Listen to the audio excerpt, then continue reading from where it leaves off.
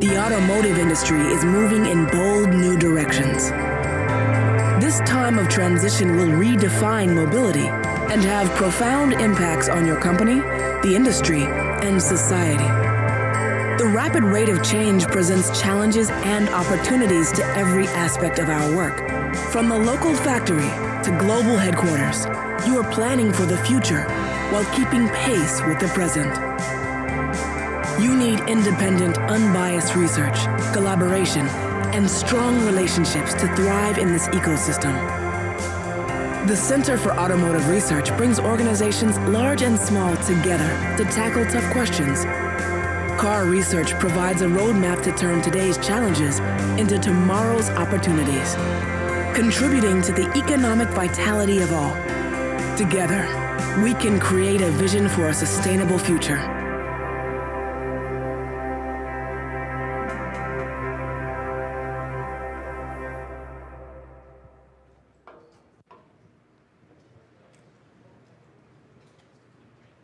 Hi, good morning, everyone, and welcome to those that are joining us virtually as well as those that are here in person.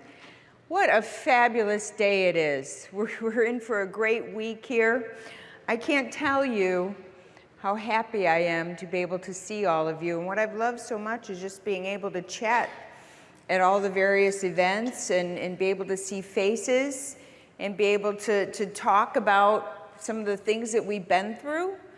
I know that some of us have experienced some losses over the past couple of years, and I really feel for you. And then there's a lot of us that have experienced a lot of joys. I know in my case, I've welcomed 3 new grandchildren in the past 15 months, so it's all good. So there's joys to go along with some of the sorrows that we faced. But this week, let's enjoy each other, let's catch up, let's understand what we've been through, and let's look forward to what's yet to come. Many of us were involved in a golf outing yesterday. It was splendid, and we weren't able to give the awards, so we're going to do that first thing this morning. I'd like to welcome our sponsor of the golf outing, Tom Roberts from QAD, to give those awards. And what we're going to have people do, when we say your name, if you're here, please stand up. We'll cheer for you, and then you can get your awards in the car preparation room, and we can help you find that after this. Thank you, Carla. I think the human factors people left me behind, so to raise that up a little bit. My name is Tom Roberts from QAD, a Vice President of Automotive and Mobility. We are thrilled to have been able to have sponsored yesterday's great golf event. It's great to be back at an event like this in person. So Carla, thank you for putting on another great MBS. Without further fanfare, I'll get to yesterday's winners. So at second place at 11 under par goes to the team of Ryan Foreman. Please stand up. Ryan Foreman, Gary Douglas, John Vorhorst, and James O'Mara.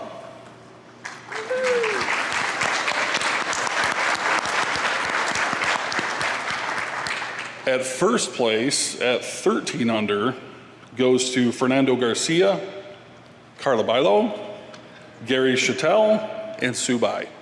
Please stand up. There were some other awards that we had. Longest drive. So longest drive for women was Rachel Foote. Longest drive for men, Rob Ramsberg.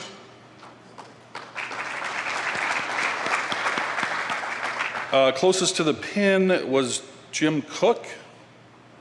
Let's see if Jim's here.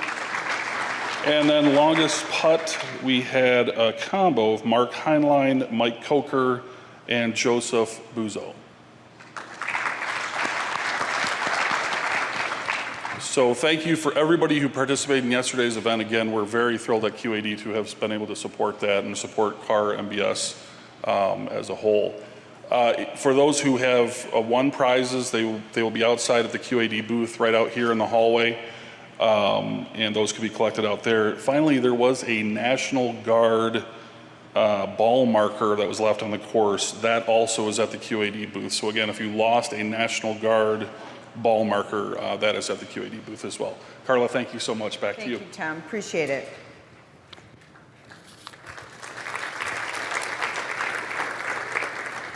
So before I forget, this is quite a production to do here live every year, but in addition to having the live audience here, we also have live streaming happening at the same time. And our team has been working tirelessly, and you know, CAR's a small group. And our events team of Sean, Katie, Sarah, Sydney, and Denise, I don't know how many hours they've been putting in to get this all organized. And of course, we had some people swapping at the last minute from live to virtual.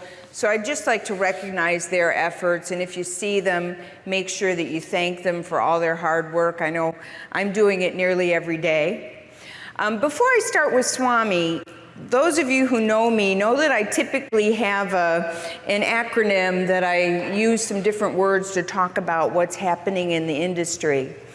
And since we have the Olympics going on right now, we keep hearing about greatest of all time, GOAT. So I thought, maybe I should think about some automotive leaders that we would put in the category of GOAT. And I thought of a lot of them, and some of them exemplified some of the things, and some didn't. And I really had a hard time coming up with names. I didn't think that was appropriate. So what I decided to do was really talk about some of those characteristics of a leader.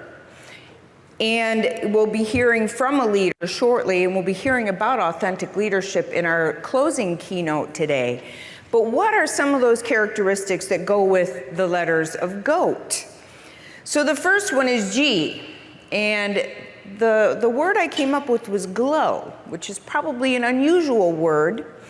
But a leader, when they come into a room with a bunch of people that work with them, not for them, but with them, everybody leaves that room with a glow because they've been energized, they've been appreciated, they've been given clear direction, recognized, and allowed to then go ahead and manage whatever needs to be managed. So there's a glow in the room at the end, and that's so important in leadership. Second is O, and for O, I came up with obvious. There's no hidden agendas.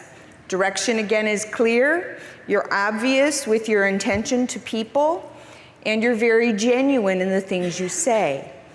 Third, for A, is attentive. You're an attentive listener. You're present in the meetings. You're hearing what people are saying. You're attentive to body language. You have this little spidey sense that allows you to really understand what somebody's thinking. And then last is T, and T is tenacious. It's that never give up, always looking for, you know, the next leadership goal and guiding your team, but always being there, never giving up, always giving that support that's needed to the team. So with those kinds of thoughts to kick us off today, and by the way, I think all of those traits have really been challenged over the last couple of years. I know as leaders of organizations, and even as employees of organizations, I think we've all faced those kinds of challenges. So our kickoff speaker today is Swamy Kotagiri. He is the CEO of Magna, and he became the CEO just January this year. He's focused on keeping Magna at the forefront of a changing mobility landscape and accelerating the company's growth for the benefit of employees, shareholders, and customers. Swamy has more than 30 years of industry experience, including 21 with Magna. He's been instrumental in the organization's recent growth and evolution through his operational leadership, and has aligned the organization's strategy around the megatrends of future mobility, and we're going to hear about some of those. He has a master's degree in mechanical engineering from Oklahoma State University with a specialization in materials and structural engineering. He has more than 12 patents to his credit and is a member of the Society of Automotive Engineers and the Engineering Society of Detroit. He was recently featured in Business Insider's 100 People Transforming Business, an annual list and series highlighting those across industries who are changing the way world does business. So without further ado, Swamy, the stage is yours.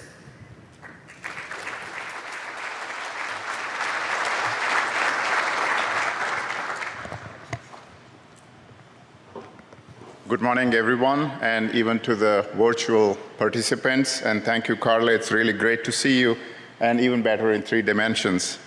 I've been at Magna, like you said, for more than 21 years, and in the new position of the CEO just for the last 7 months. And as you can imagine, a really interesting time to start a new chapter in my career during the crisis of COVID and whatnot. But I have to say, however, there's not a single day that has gone by where I don't feel fortunate to be leading a company like Magna. Thank you to the CAR Group for inviting me to kick off this year's management briefing seminars and share some thoughts about our exciting industry, how is it changing, and what's coming. It's been an unprecedented time, and that's even an understatement for our industry, dealing in some really major economic and logistic challenges. Obviously, the pandemic, but also things like chip shortage and ice storms in Texas. But I think we're all back to asking each other the question I really like, what's next? Frankly, we have never really been very good at standing still, and that shouldn't come as a surprise. After all, we are really all in the business of motion. And while the pandemic changed the way we live, the way we work, has been influenced dramatically. But the one constant in our industry still remains, and that is change. Even as we faced some unpredictable and urgent threats to our health, to the global economy, and to our day-to-day operations, we have never stopped feeling like we were on the precipice of some truly exciting progress. So yes, I'm happy to be back among friends, partly virtual, partly in real life. And I'm grateful that our industry has shown resilience and the ability to pivot with purpose.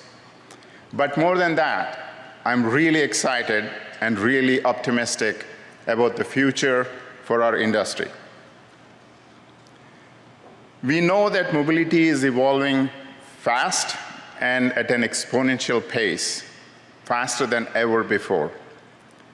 It's clear that the next generation of cars, vehicles, or whatever the mode of mobility might be, will be shaped by 4 simultaneous revolutions happening now: electrification, autonomy, connectivity, and mobility as a service, or new mobility. And I just want to spend a few minutes talking or touching on each of these topics. Global automakers and suppliers have committed to investing more than $300 billion in electrification, which is not just a variable anymore to manage fleet emissions. It has really become a differentiator for automakers, addressing social responsibility and also creating excitement with customers. Advances in battery technology are transforming the economics of electric vehicles by providing increased driving range, lower purchase price, and operating costs. And that is really redefining what is possible in the future. I really see this kind of as a convergence that allows us to imagine a new future, one that requires us to play a larger role in the overall ecosystem and ask better questions. And this is my favorite always about asking questions. For instance, if you ask the question, what would it take to build a viable electric car the innovations you get might be in the form of battery technology, electric motors, and charging networks. But I think the question could be a little bit broader and bigger. And if you ask the question, how to reduce the impact of transportation on greenhouse emissions, you might find yourselves heading down a different road, asking a bunch of different questions. Because now you're measuring how much carbon is emitted during the mining process of minerals that are required and are essential for batteries. Now you're starting to realize that it takes a lot more energy in electric cars than a traditional one today, but that changes as the roadmap progresses. You might start looking at the energy mix, whether you're getting energy from thermal, hydro, renewable, nuclear, and so on. You're looking at the entire footprint, not just at the tailpipe emissions. And that kind of thinking, I believe, can lead to all kinds of new innovations. Innovations that are focused on how to maximize the efficiency beyond just batteries, beyond just tailpipe emissions. Which is why joining forces to tackle some of these challenges is so critical. We can't afford redundancies. It's a mindset of developing once and deploying many times. And that's how we gain capital efficiency. That's how we contribute to the greater good. I always think of an analogy. If the final objective is a painting, then we should focus on the originality of the painting, not on cutting trees and making pencils. Although electrification is carrying much of the attention right now, one thing we have never lost sight of is focus on safety. I mentioned earlier the investments that are going into the domain of electrification, and we are very likely to see an equal magnitude of spending over the next 10 years on driver assist systems. It's a rapidly growing ADAS market, which is expected to more than triple from 13 billion in 2020 to roughly about 46 billion in 2030. Advances in ADAS capabilities make it possible for cars to be exponentially safer and smarter, and we are finding many ways to leverage that intelligence. And connectivity, among other things, brings additional features such as optimized performance and efficiency through software-enabled functionality. And this is where we are seeing the importance of industries and different aspects of the vehicle coming together. The interdependency is critical within a car, in the industry, or in the general ecosystem. Consider this. Advances in 5G impacts telecommunication, which in turn impacts vehicle connectivity. Software development, like modern tool chains and methods developed in other industries such as consumer electronics, are now in automotive. Computer vision, important across multiple industries, including security, consumer electronics, even defense, and now is playing a predominant role in automotive. New business models are influencing micromobility, public transit, and even the traditional auto as we know it today. Policy debate on energy, infrastructure, and grid will influence electrification and take rates. It truly is an interconnected ecosystem that is becoming even more intertwined as we advance mobility. As these trends continue, we are seeing an emerging new mobility landscape. We are looking at mobility as a service instead of ownership, or a hybrid of the two. We are looking at new business models, and we are looking at a completely new supply chain ecosystem. The landscape is changing, and it's changing fast. These all lead to tremendous opportunity in an industry that I personally believe is one of the most high-tech and most complex in the world. I've spent my entire career in this field, and I'm proud of it.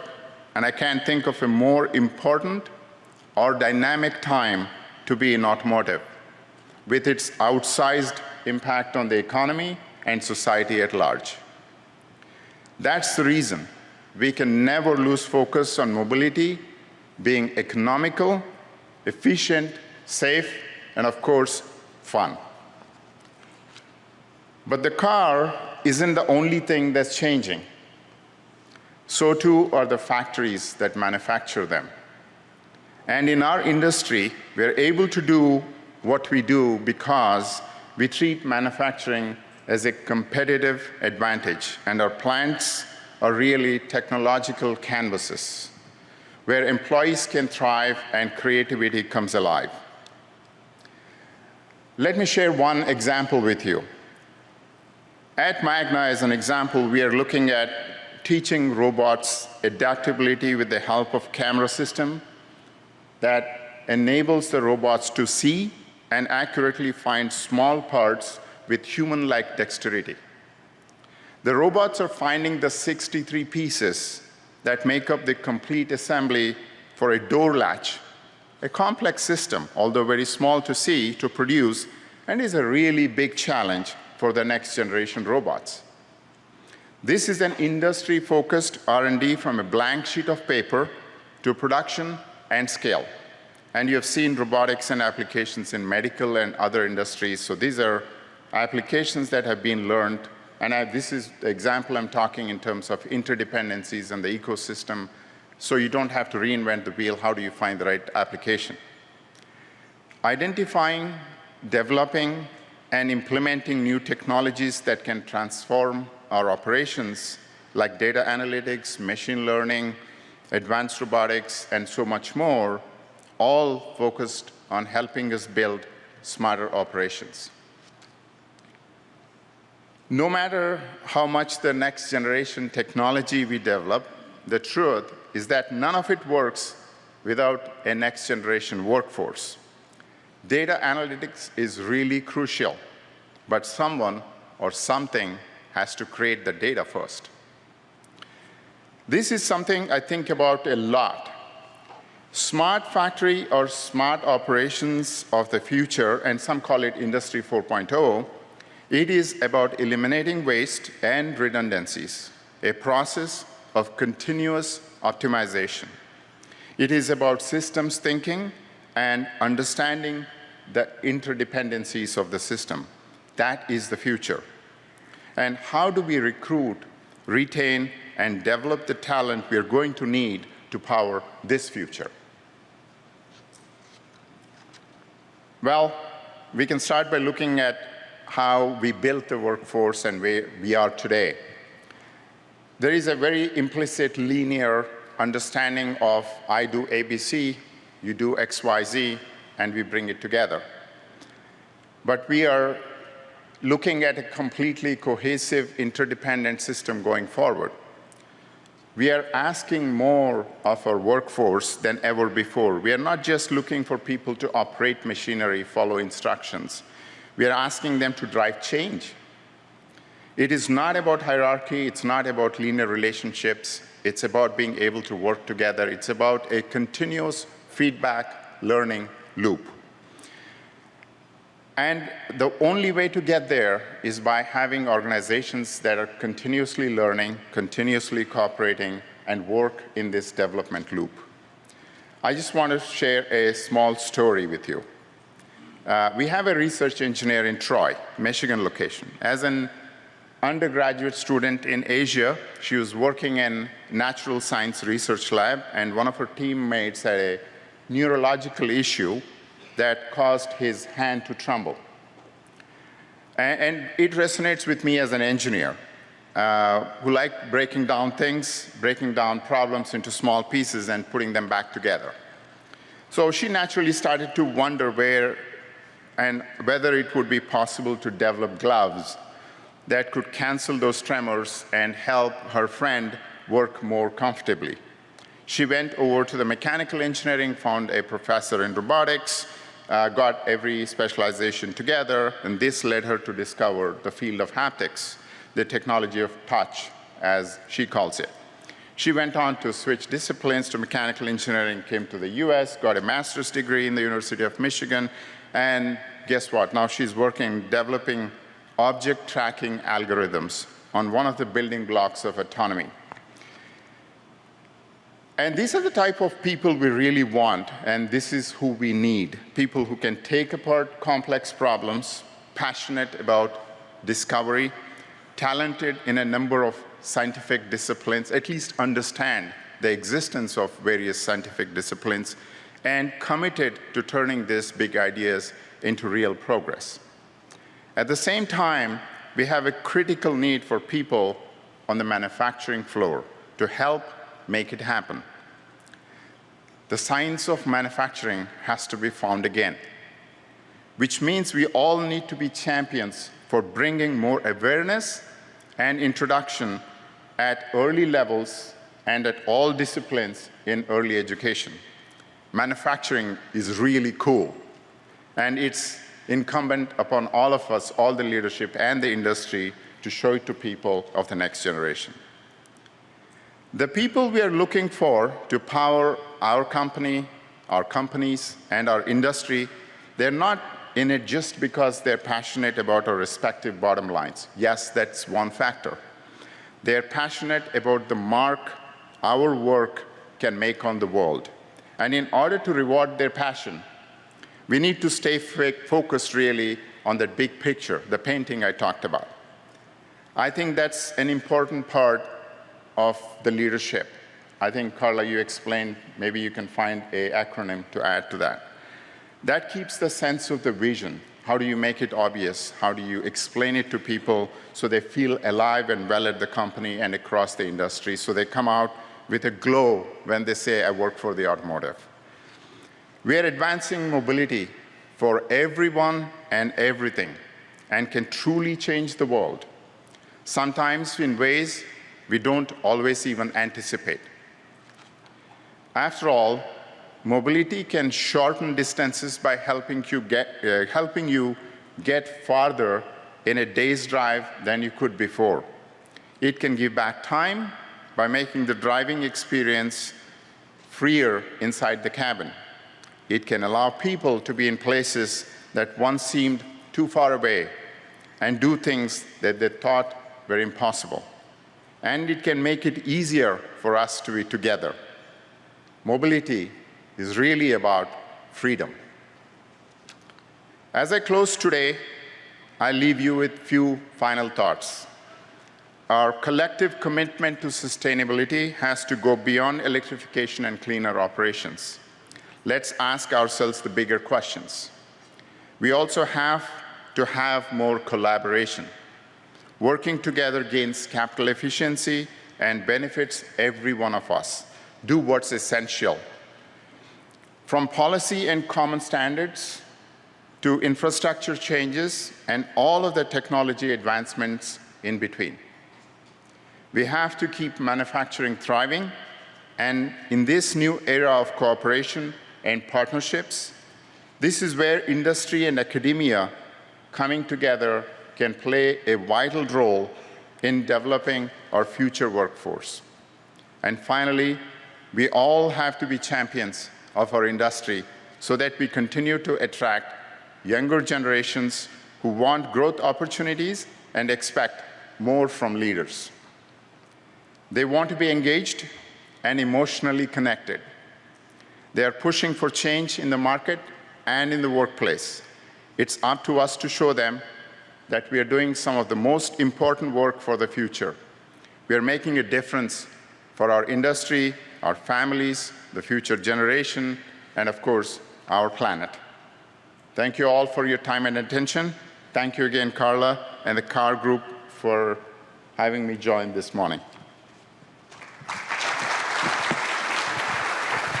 Thanks. You can have a seat at the one with the microphone. I want to remind everybody, you're welcome to submit your questions. I have plenty, of course, after listening to your talk, but I always appreciate receiving more. And I have more devices and things than you can shake a stick at here, so we'll get this going. Okay. So Swamy, great presentation. Thank you so much. And Thank you. I was really interested in, we often talk about ACEs, and you kind of changed the S to new mobility. And I'm curious, instead of just shared, you're talking about things much more global. What does new mobility encompass in your view? New mobility is just, I look at it from transportation in general, whether it's goods or people. Shared is one aspect of it, and if you look at some of the other areas of the world, there is micromobility, there is last mile, there is two-wheelers, there is three-wheelers. There is new models of flexible leases even, right? So we have to encompass all of this, and shared is just one part of the new business model. That's why the new term, new mobility, rather than just call it shared. Thank you. And let me go back to the pandemic just for a minute, if I could. And Magna did a fabulous job of really garnering the whole supply base, gathering them together to start looking at how to get PPE and how to help support the community. And from people that I spoke with, they said, we didn't even think about cost. We just did the right thing. So tell me how that all came about. What kind of collaboration and leadership inspired that? There are various aspects of that, obviously. When you look at it, you have to primarily look at the health and safety of the employees, started there. But you have to play the role of a corporate citizen, social responsibility, I guess a part of the ESG equation. It just doesn't stop at protecting your workforce. What else can you do as a citizen, right? Right. And when you have the manufacturing base, when you have the resources, when you have the materials, why not? So that's the second part of it. And the third part of it is a little bit selfish. And I talked about the cooperation of the industry. I'm really proud how the industry came together in the time of need. But look, you can make your parts and your systems, but even if there is a clip or a small part missing in making a car, you don't make a car. So we have to work together to keep the industry moving. So all of these things coming together. Yeah, for sure. For my technical team, I've lost the Q&A on this screen. If I could have somebody come help me, that would be great. And back to the questions that I have. So let's talk a little bit about ESG. A lot of this conference is going to revolve around sustainability, and we just had in the Altair Lightweighting Awards, a few awards related to sustainability. Thank you, Sean. And as we think about ESG, how does that fit into some of the decisions that you're faced with on a daily basis? And if you want to tackle each one separately, that's fine, because we spend a lot of time talking about environmental, but the social equity part is really important. And then, of course, the governance and the way you run the company is also important. Yeah, I have to go back to my engineering DNA here, Carla. Like, I always look at interdependencies and systems as any of these things. So when you talk about environmental, I briefly touched on it. We have to look at the whole ecosystem. What does it mean? We are looking at products, whether it's lightweighting, whether it's aero systems that help improve efficiency, whether it's hybrid transmissions that reduce, CO2 emissions, all the way to electric drives. So that's looking at the product portfolio and how we can contribute.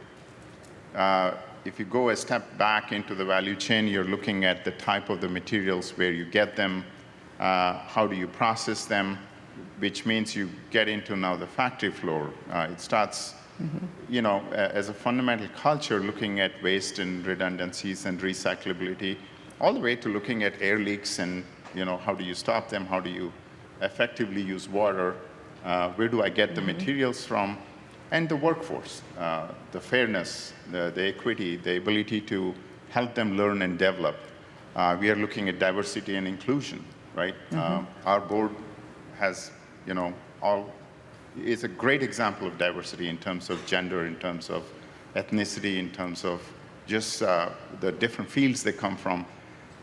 So you have to look at it as a fabric of the company, not just as a metric, until it becomes implicit to your everyday working, it becomes difficult, right?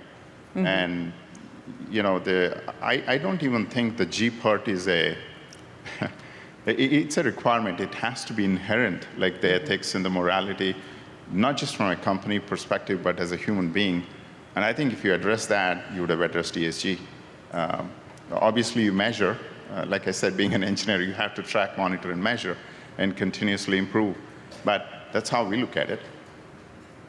Yeah, and then, you mentioned workforce, and I think it's one of the biggest stressors affecting our industry right now is having people that want to be in automotive and then keeping those who are in their current roles relevant.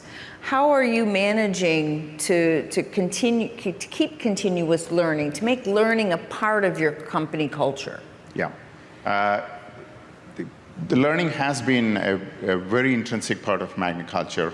There are divisions that get together and have centers, small centers, right? 200, 300 square feet, and they teach different skill sets. You might be working on a job, but if you want to learn other aspects of the business, you can go spend time and learn there. We have had various leadership courses that we go through that people from all walks of the organization can learn. We recently started and introduced e-learning. So 15, 20-minute bits and bytes, that's the interest of the generation as we look. So you want to learn about DFMEA, you want to learn about sustainability, you want to learn about testing and validation, software tools. You might just go through 15, 20 minutes of a session 10 times over, and you'll continue to learn. You have access to, call it the subject matter experts in the company that you can reach out and talk to. And it has to be at that grassroots level. And obviously, we do all the other things like helping them, encourage them to get higher education, different tools that they need today, or they might foresee in the next 5 or 10 years. If you're able to do that, that goes back to the retention and making automotive and manufacturing cool. I can talk on this for hours.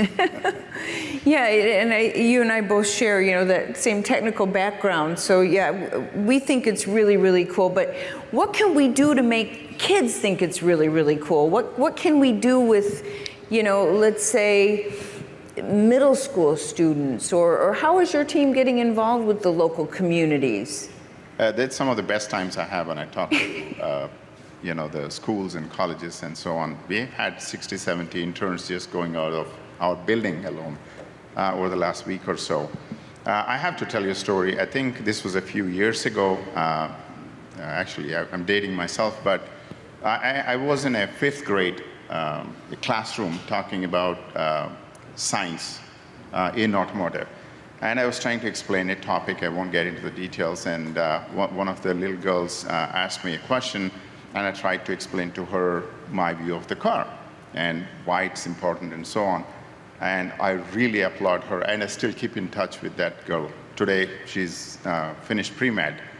She looked up to me and said, "Mr. Kotagiri, that's fine. It's not important what you think. It's important what we think, because we're going to drive the car in 5, 10 years from now." Goes back to your part of being attentive and listen to what they want rather than try to impose what we think, right? That's the future possibility. If you listen to them attentively and, take their ideas and work through them and make it a conversation, I think you'll get a lot from the younger generation. Yeah, and I think the customer, what we've seen is the customer's really, really demanding a lot of changes now. Yeah. They're demanding that their vehicle get updated as quickly as their phone. So that's going to completely disrupt life cycles, product life cycles, and the way we manage that. And that kind of rapidity isn't necessarily part of our culture. How are we going to build that in, or how do we need to think differently in the future? I think it's a parallel path. There are some aspects of the vehicle that will follow the normal cycles, right? And that depends upon what the consumers want and demand. The door and the bumpers and the seats, you might not be able to swap, at least today. Who knows in the future? But there are some aspects of the feature functionality that can be updated over the air. And every time you get in a car and you feel like a kid in a candy store, I got a new feature today. So that's a different life cycle. And I think they will follow a parallel path. So the architecture of the systems are going that way. So part of the consumer discernible features could be updated. And look, we used to look at a car and talk about the finish lines and how beautiful it is and how much is it a projection of her personality. When my daughter came to buy the car, she asked me, where is the charging port and does it have Wi-Fi and, and so on and so forth. So there are different aspects of the consumers as we go forward, and you'll have these two cycles, and we see that already today. So you also mentioned about safety, and by the way, I don't have any questions yet, so if you have any, please submit them, or my device isn't updating, so I hope it's the former, that you're just not submitting them. But please do, I welcome your questions. Talking about safety and how important that is, and everyone's talking about zero fatalities, zero congestion, zero emissions, and we have ADAS systems on the road today, not in every vehicle, but they're getting there. And we have a lot of people that are turning them off for false positives, or they don't understand them. What can we do, again, as an industry to help with that acceptance and maybe give some consistency? Because we don't want people turning these off. We want them to keep them on because it's keeping them safe. Right. I think as product engineers and architects, we have to think of how to make them very intuitive, right? If somebody has to go through a owner's manual or a process book to figure out a feature, most probably it's not going to be used. There are layers and layers in the navigation system which I never knew even existed, right? Yeah. So we being in the automotive, intrinsically involved every day, and if we can't find it, then imagine what the normal consumer is going through. But I think the acceptance of the driver assist systems is growing rapidly, and the take rates are increasing. I don't know how many of the next generation is looking in the rearview mirror. They look at blind spot detection and rearview cameras, right? So I think it's a matter of changing habit a little bit. From the industry perspective, we have to make it really intuitive, right, and user-friendly. A good example is voice and gesture, right? Yeah. It's a great technology, but we have some ways to go and how to make it really user-friendly. So it's a combination. I'm confident it'll get there. We have to stay it, but simplicity and intuitiveness is the most important objective when you're designing things. I think it's really difficult sometimes for engineers to understand that. I remember well going through a HMI system for climate control, and this was several years ago. And the engineers were bringing around the module and letting people, okay, I want you to do this, make this change.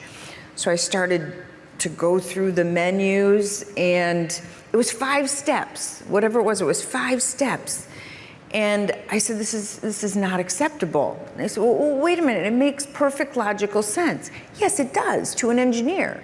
But a customer is not going to go through this kind of rigmarole. Yes. So it seems we need to either have the engineers think differently or surround them with people who understand human behavior a little bit better, or maybe a combination of both. I'm not sure. Exactly. The human-machine interface, industrial design, right, consumer interface, technically is one aspect of the discipline that's needed. And look, I really think the vehicles are really one of the most complex systems, right? Absolutely. For robustness, for reliability, for longevity, think of anything. Show me a system that has to last 15 years and still has the expectation that it has to work the same way in Arizona as it does in Quebec.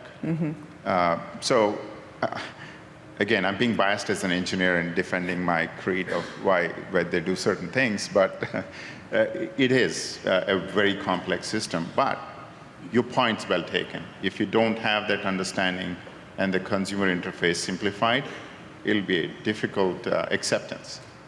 Yeah, do we need to think about the nomenclature for the ADAS systems? Because everybody calls them different things. Is that an issue? Do we need to have common, cruise control is cruise control, right? Or, some of the old-fashioned things. Right. But, blind spot warning or forward, collision, automatic braking, everybody has a different name. Is that, should we think about, as an industry coming together, you mentioned collaboration, what are those things that we should begin collaborating on so that we still have our secret sauce, of course, those things that are unique selling points, but we need to collaborate on X, Y, Z? Yeah. Part of it is brand differentiation, right? It has been in every industry. But the standardization aspect is really addressing some of the, call it the capital efficiency, so everybody doesn't have to reinvent the wheel, because it's not really discernible to the consumer. Consumer really, wants the feature, how it's done, how it's tested, who's collecting the data. If there are standards there and standardization brought in there, I think it's good just for, capital and return to shareholders for everybody, right? That's where I think the industry needs to come together. So let me switch gears just for a minute, and this year, a year and a half, 2 years, has been pretty rife with social equity and issues related to that. As we've seen the auto become more complex, and as we've seen supply go down, prices gone up significantly, and not just on new cars, but on used cars as well. And a lot of people are, quite frankly, being priced out of a new car. And as we move into electrification, until we can bring those costs down, it's going to be tough. So what are these new mobility solutions that can really help us with, social equity for those in underserved communities, for those senior citizens aging in place? What are some of these new mobility solutions we need to be really, promoting and bringing to the marketplace? I think, Carla, in the long run, market is the true judge. I think you might have ups and downs in pricing and, all of the things that go through of normal supply and demand, but I think they smoothen out over a long period of time. And that's what I was talking about when I said, as an industry, mobility is such a big aspect. And how far can I go to get a job, to do my job? Where do I get I guess we used to go to get grocery, now grocery comes home, but what's the most efficient way to get it? As you look at all of these things, I think that's the exponential change that we're going through, and it'll smoothen out over a period of time. Absolutely, I think. Now, in terms of the social equity that you talked about, I think we are talking about flexible leases. People who want to be able to try different things, or have a different vehicle for a weekend versus a Home Depot trip to normal thing. And the driver assist features in geo-constrained locations or geo-fenced areas could be to a very high degree, therefore providing the freedom I talked about, so you don't lose the freedom of movement. So I think we are addressing all aspects of it now. The little bit of ups and downs I think are transient, not sustainable in the long term.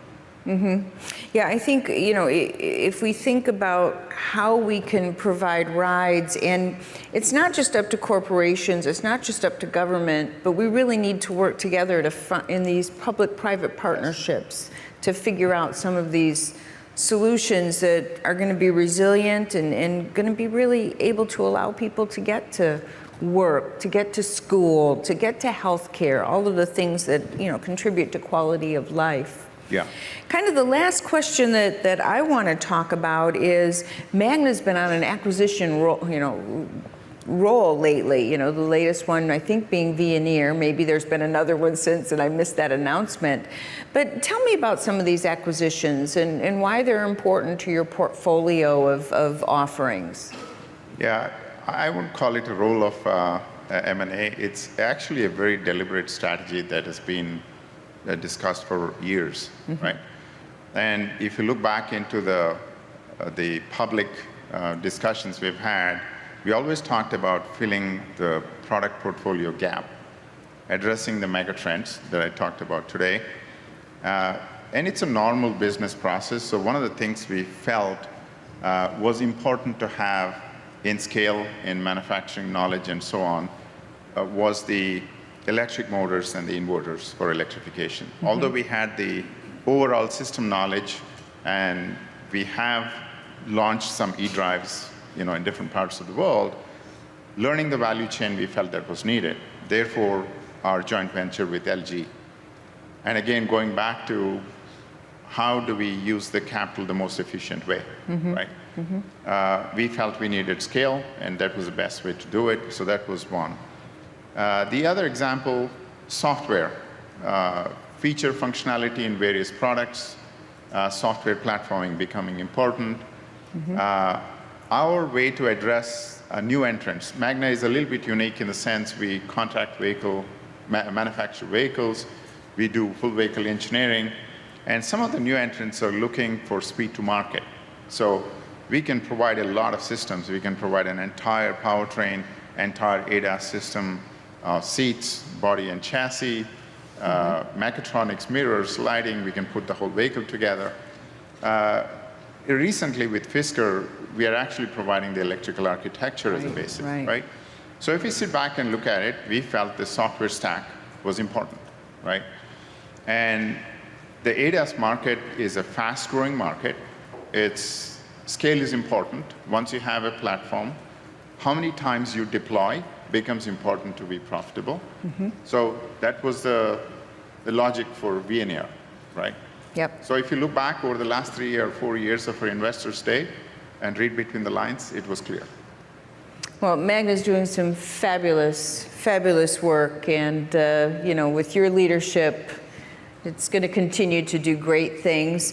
Just one thing, I know our time is up. We have students that are part of MBS every year. If you happen to see a student, please speak with them and talk to them about the automotive industry. What do you want to tell them about the automotive industry before we close? It is the coolest and the best. All right. Thank you, everyone. Thank you, Swamy.